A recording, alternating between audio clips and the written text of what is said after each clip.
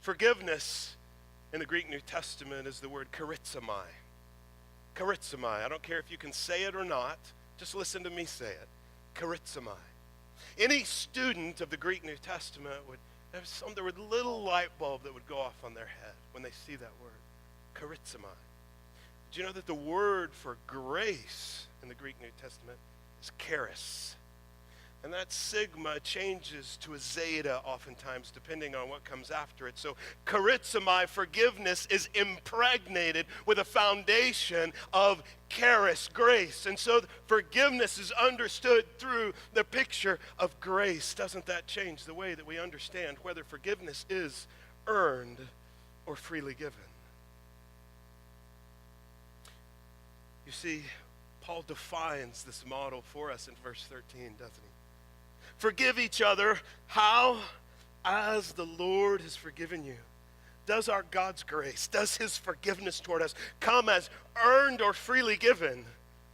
His grace towards us, his forgiveness towards us comes as freely given. We must answer it as grace and his forgiveness comes as freely given because it was earned by Jesus' death on the cross. Something that would be forever impossible for us to earn or achieve. Jesus came, earned it, achieved it so that we could then walk in the same example in our marriages as the one through which saved our souls. Grace and forgiveness.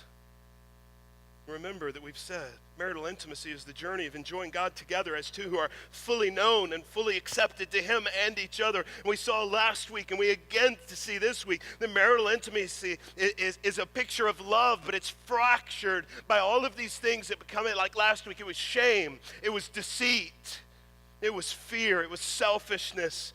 Today we've seen all of these lists of things that Paul gives that fractures marital intimacy. And so the question that we have to ask ourselves is, how do we restore marital intimacy? How do we get from that place of fracturing because of who and what is in us to a place of restoration? And the answer is this: marital intimacy must constantly be restored through forgiveness. Marital intimacy must constantly be restored through forgiveness. That's why we've defined this as a journey. Marital intimacy is the journey of enjoying God together as those who are fully known and fully accepted to him and each other. We've defined it as a journey because the reality is, friends, and many of you know this in this room, deceit will enter your marriage. It will.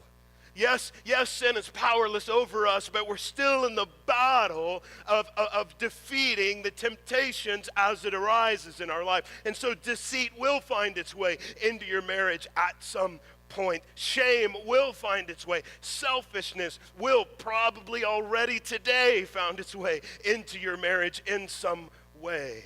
And so because of that, we've been given by Paul this model of forgiveness, marital intimacy. It must be constantly restored through forgiveness.